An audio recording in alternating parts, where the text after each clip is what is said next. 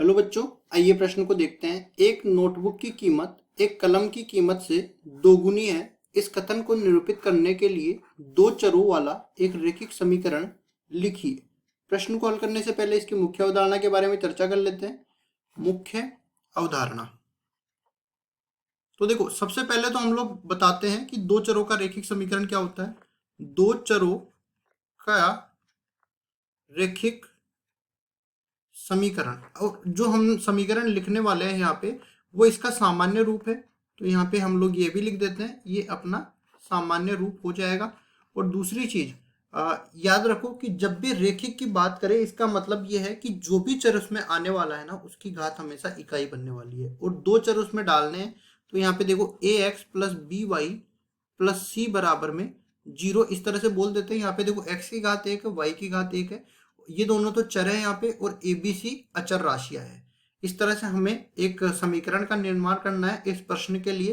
तो प्रश्न में हम चलते हैं, नोटबुक की कीमत एक कलम की कीमत से दोगुनी है।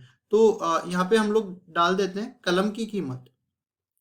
ठीक है, माना कि कलम की कीमत अपनी तरफ से कोई भी चर मान लेते हैं, एक्स रुपए है। ठीक है, एक्स रुपए। तो यहाँ पे दूसरा हम लोग बोल देते हैं कि नोटबुक की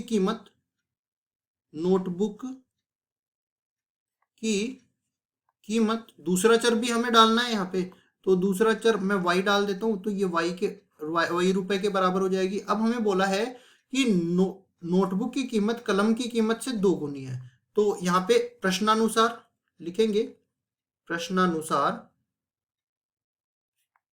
नोटबुक की कीमत जो है ना, नोटबुक की कीमत y रुपए है, ये दुगनी है कलम की कीमत से, मतलब 2 गुणा में x, इस तरह से आ जाएगा। इसको और सरल करना चाहूँ तो y को दूसरी तरफ ले जाऊंगा, तो 2x माइनस में y बराबर 0 हो जाएगा।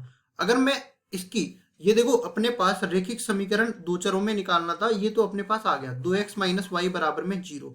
अब इसकी मैं तुलना करके भी बताऊं ना यहाँ से, तो देखिए कुछ इस तरह से ये बन जाएगा 2x माइनस में y बराबर 0।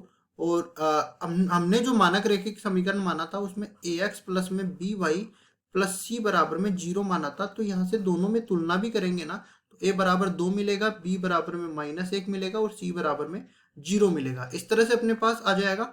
तो ये अपना उत्तर हो जाएगा। आशा करता हूँ ये सवाल आपको समझ में आया होगा। धन्यवाद।